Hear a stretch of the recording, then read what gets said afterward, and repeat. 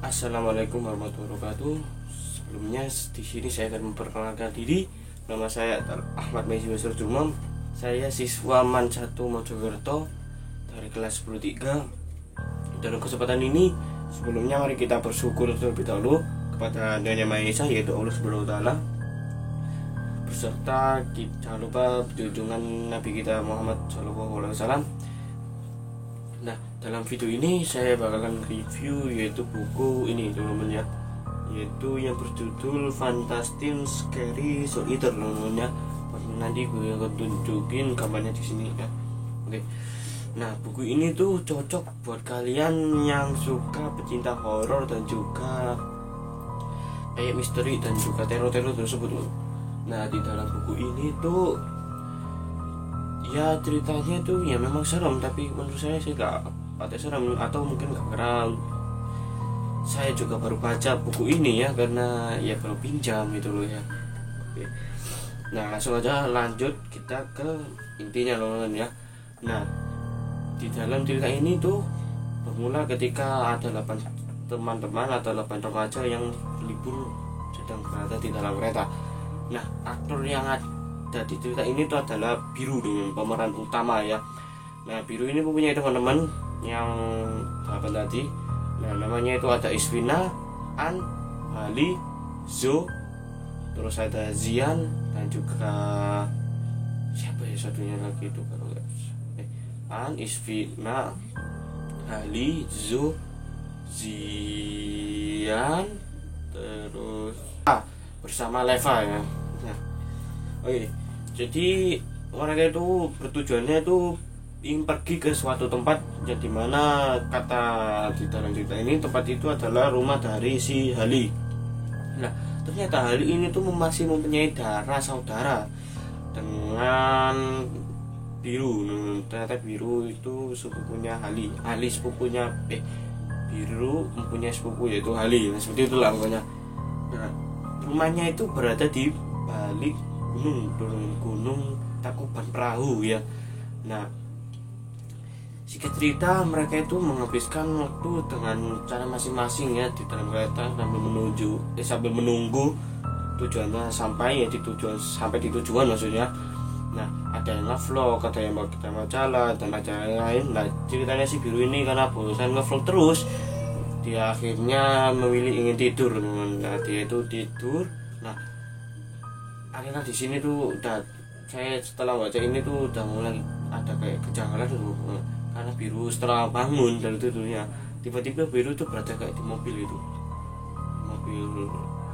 tukangannya si Ali mungkin ya, saya nggak tahu juga. Nah, setelah itu Biru kan terkejut. Biru tuh tanya kepada teman-temannya, kenapa kok tiba-tiba saya di mobil? Kata teman-temannya coba ketawa, dan beberapa itu menjelaskan kalau kau itu sempat ngelendur itu apa ya, kayak berjalan sambil tidur itu loh. Nah, untungnya si Zo ini menuntun si Biru ini jadi supaya tidak terjadi apa-apa lah, niatnya kan ya baik juga. Nah, setelah itu Biru masih gak percaya, dia tanya ke si Zo itu tadi yang menuntun, ya apakah benar kamu menuntun? Nah, Zo ini cuma tertawa dan dia kayak menoleh ke Biru itu, menoleh. Nah, habis noleh itu tangan kanannya itu kayak bentuk gini guys, V ini, yang alias ini kan namanya V itu kan respect ya, kayak rest in peace itu, rest in peace. Nah, itu udah mulai serang sih menurutku.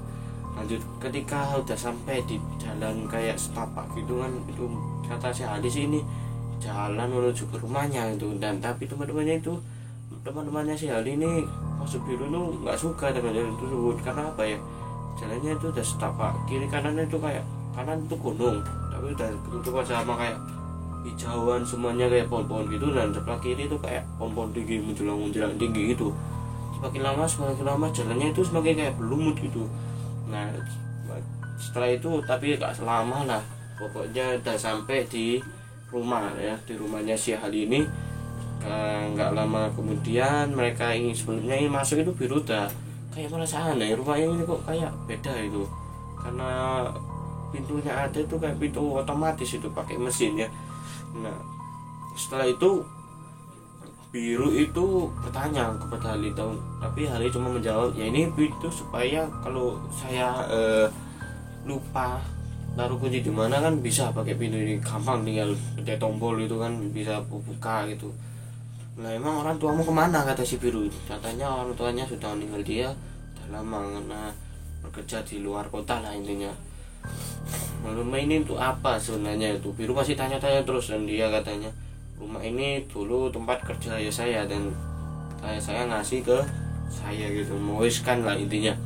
Nah setelah itu mereka itu kayak ditunjukin kamar, ruangan lah, setiap ruangan ditunjukin digunakan apa sama si Hali ini. Nah setelah sekian lama, setelah itu siapa namanya, si biru. Nah biru ini tuh merasa lapar. Zo itu yang merasa lapar. Ia mengatakan ke biru dan teman-temannya kalau ia merasa lapar. Akhirnya si Isfiana dan An, nah sebenarnya kan Isfiana dan An ini bertengkar guys dari awal, dari di kereta itu mereka udah bertengkar ya. Nah tapi di sini anehnya di masa setelah ingin masak malah mereka itu ingin bekerja sama gitu. Dan ya akhirnya biru tunggu. Nah biru itu menunggu kan sambil nonton film. Nah karena biru kayak bosen itu nonton film terus, akhirnya biru ini ingin mencari Hali dan dan Zo. Sebenarnya mereka kemana sih? Habis ditinggal sebentar kok tiba-tiba hilang gitu. Nah setelah biru ini berjalan sendirian, ia mencari sana sini, dan dia sempat menemukan pintu, yaitu pintu kayak apa ya, kayak balok kayu yang menutupnya banyak gitu, terus ada kayak darah-darah gitu. Nah itu membuat dia itu kayak merasa aneh itu, dan juga merasa kayak merinding gitu. Ini sebenarnya di balik pintu ini apa yang akhirnya dia tidak mempedulikan lebih panjang. Dia menginginkan mencari si Zo dan juga Ali. Nah setelah ketemu ternyata si Zo dan Ali ini berada kayak di suatu ruangan yang cukup besar itu, yang kata biru ini seperti kayak laboratorium asli gitu, karena alat-alat kayak kimia di situ sebenarnya lengkap itu. Nah di situ juga ada Ali dan Zo yang sedang mengoperasi apa sebenarnya kan biru belum tahu. Dan akhirnya biru ini tanya kepada si Hali dan Zo, kamu sedang ngapain? Nah kata biru dan Zo ini dia lagi mengoperasi hewan tikus yang dimasukkan otaknya itu, otaknya dioperasi dengan otak manusia kalau nggak salah. Iya kasih otak manusia lah. Itu membuat biru kan kaget. Apa kalian melakukan itu? Kata si Ali, ya kita senang aja melakukan eksperimen ini. Nah akhirnya si biru ini disuruh keluar karena si Isfana dan An ini menjemput. Makanan sudah selesai. Nah akhirnya mereka bertiga ini keluar meninggalkan